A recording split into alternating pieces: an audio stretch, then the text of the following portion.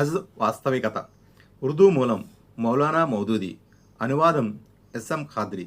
పాఠకుడు doctor Nagoor Sheikh. Please like, share, subscribe,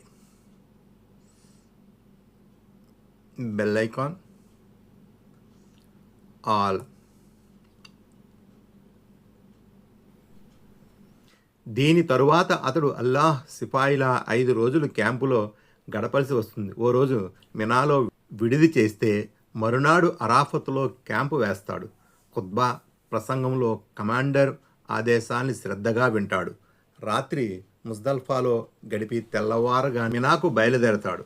అక్కడ ఒకప్పుడు కాబా గృహాన్ని నేలమట్టం చేయడానికి వచ్చిన అస్సాబిల్ ఫీల్ ఏనుగుల వాళ్ళు వచ్చి ఆగిన దాని గుర్తుగా పాతిన రాతి స్తంభంపై గులకరాళ్లను విసురుతూ ఆ అల్లాహ్ సిపాయి అల్లాహు అక్బర్ రగ్మన్ లి సైతాని వహిస్బిహి అల్లాహుమ్మ తస్దికం బికులూబన్ వత్తి బా అల్ లి సున్నతి నబియ్యక్ అంటూ పలుకుతాడు.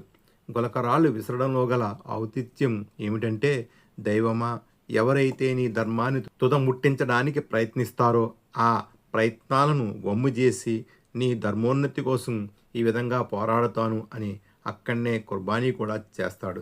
ఇలా కుర్బానీ చేయడం వలన దైవ మార్గంలో రక్తాన్ని చిందించే సంకల్పం కార్యరూపంగా బహిర్గతం కావాలన్నదే. అక్కడి నుండి కాబా గృహం వైపుకు ఒక సిపాయి తన డ్యూటీని పూర్తి చేసుకుని హెడ్ క్వార్టర్స్కు మళ్ళినట్లుగా మరడం జరుగుతుంది. ప్రదక్షిణ తవాఫ్, 2 రకాతులు నమాజు ముగించుకుని ఇహ్రాం విప్పివేస్తాడు. ఇహ్రాం కట్టుకున్నప్పుడు హరాం అయినదంతా హలాలుగా మారిపోతుంది. ఇప్పుడు హాజీ జీవితం తిరిగి మామూలుగా ప్రారంభమవుతుంది. ఇలా మామూలు జీవితంలోనికి తిరిగి అడుగుపెట్టిన తర్వాత హాజీ మినాకు వెళ్ళి తిరిగి క్యాంపు వేస్తాడు. మరునాడు జమ్రాత్ అనే 3 రాతి స్తంభాలపై రాళ్ళు విసురుతాడు. ఇవి ఏనుగుల వాళ్ళ సైన్యం పరాజయానికి చిహ్నాలు. దైవ ప్రవక్త సల్లల్లాహు అలైహి వసల్లం జన్మించిన సంవత్సరంలోనే హజ్ కాలంలోనే దైవ గృహాన్ని కోల్చడానికి వచ్చిందా ఏనుగుల వాళ్ళ సైన్యం. అల్లాహ్ ఆదేశం మేరకు ఆకాశం నుండి వచ్చిన పిచ్చుకల గుంపు చిన్న చిన్న కంకర్రాళ్లను విసిరి హతమార్చే ఆ సైన్యాన్ని గమనిక. సాధారణంగా ఈ రాళ్ళు రువ్వే లాంఛనం హజరత్ ఇబ్రహీం అలైహిస్సలాంకు తారసపడ్డ పరిస్థితికి జ్ఞాపకార్థంగా జరిగే ఆచారంగా ఖ్యాతి పొందింది. హజరత్ ఇస్మాయిల్ అలైహిస్సలాంను జిబహా చేసేటప్పుడు సైతాను ఆయన మనస్సును మార్చడానికి ప్రయత్నం చేస్తే రాళ్ళు రువ్వి వాణ్ణి పారద్రోలారనో, లేక హజరత్ ఇస్మాయిల్ అలైహిస్సలాం ప్రాణానికి బదులుగా కుర్బానీ కోసం దైవం ప్రసాదించిన గొర్రెపోతు దుంబ పరిగెత్తి వెళితే దానికి ఆయన రాళ్ళు రువ్వారని చెప్పుకోవడం పరిపాటి. అయితే గులకరాలు రువ్వడానికి ఇది కారణం అన్నట్టు ఏ సహీ హదీసులోనూ లేదు. తిరిగి 3వ రోజున ఆ స్తంభాలపై రాళ్ళు రువ్విన తర్వాత హాజీ మక్కాలోకి వస్తాడు. 7 పర్యాయాలు తన కేంద్రం ప్రదక్షిణ చేస్తాడు. దీన్ని తవాఫ్ విదా అంటారు. ఇది ముగిసిందంటే హజ్ ముగిసింది అని అర్థం. ఈ వివరాలన్నిటినీ దృష్టిలో ఉంచుకుని హజ్ సంకల్పంతో హజ్ చేయడానికి బయలుదేరడం మొదలుకొని తిరిగి ఇంటికి చేరే వరకు దాదాపు 2-3 నెలల కాలం పడుతుంది. ఈ కాలంలో మనిషి హృదయంపై ఎలాంటి ప్రభావం పడతాయో మీరే ఊహించండి. ఇందులో సమయ త్యాగము, ధన త్యాగము, తన సౌలభ్యాల త్యాగము, ఇంకా అనేక త్యాగాలున్నాయి. ఇదే విధంగా ప్రాపంచిక సంబంధాల త్యాగము ఉంది. అనేక మానసిక కోరికల త్యాగము ఉంది. ఇదంతా కేవలం అల్లాహ్ కోసమే కాదా, మరే స్వార్థము కానరాదు.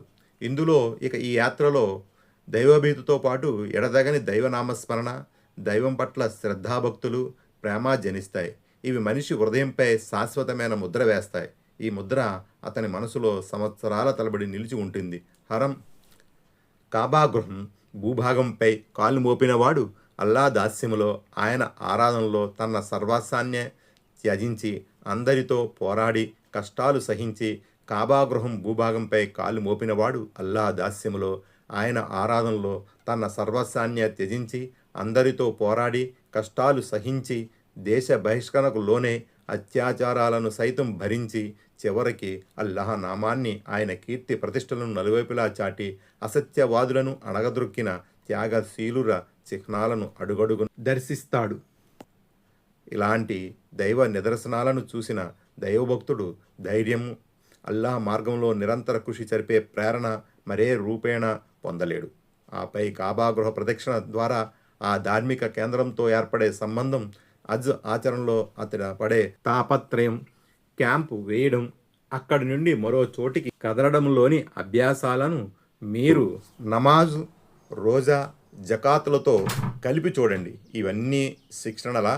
ఇస్లాం తన అనుయాయులైన ముస్లింలతో చేయించదలసిన ఓ మహత్ కార్యానికి శిక్షణ అని తెలుస్తుంది. అందుకే కాబా గృహం వరకు వెళ్ళి రాగలిగే స్తోమత ఉన్న ప్రతి ముస్లింకు హజ్ ఆరాధన విధిగా చేయడం జరిగింది. తద్వారా ప్రతి హజ్ కాలంలో సాధ్యమైనంత ఎక్కువ మంది ముస్లింలు ఈ ట్రైనింగ్ పొందాలన్నదే ఇస్లాం ఉద్దేశం. ఒక్కొక్క ముస్లిం ఒంటరిగా హజ్ చేయడు. ప్రపంచంలోని ముస్లింల కోసం ఒకే కాలం నిర్ణయమైంది. వేలాది లక్షలాది మంది కలిసి ఒకే సమయంలో హజ్ ఆరాధన నెరవేర్చుతారు అన్న విషయం కనుక దృష్టిలో ఉండకపోతే హజ్ ఆరాధనకు సంబంధించిన ప్రయోజనాలను మీరు సరిగా బేరీజు వేసుకోలేరు. వ్యక్తిగతంగా ఓ హాజీపై హజ్ ప్రభావం ఎలా పడుతుందన్నదే నేను ఇంతవరకు చెప్పాను. ప్రపంచ ముస్లిం అందరి కోసం ఒకే హజ్ కాలాన్ని నిర్ణయించి ప్రయోజనాల్ని లక్షలాది రెట్లు పెంచడం ఎలా జరిగిందో రాబోయే ప్రసంగంలో వివరిస్తాను. ఇది ఇస్లాం గొప్పదనం. ఇందులో ఒకే పని ద్వారా 1-2 లాభాలు కాదు, వేలాది ప్రయోజనాలు వనగూడుతాయి. నమాజు ఒంటరిగా చేయడంలో గల ప్రయోజనాలు తక్కువ కావు. అయితే దాంతోపాటు జమాత్ షరతు పెట్టి ఇమామత్ విధానాన్ని నిర్ణయించి జుమా, ఈద్ పండుగలకు సంబంధించిన గొప్ప గొప్ప సమావేశాలను ఏర్పరిచి ఆ నమాజు ప్రయోజనాలను లెక్కింపలేనంతగా పెంచడం జరిగింది. రోజాను ఒక్కొక్కరు వేరువేరుగా పాటించడం కూడా శిక్షణకు ఓ గొప్ప మార్గమే.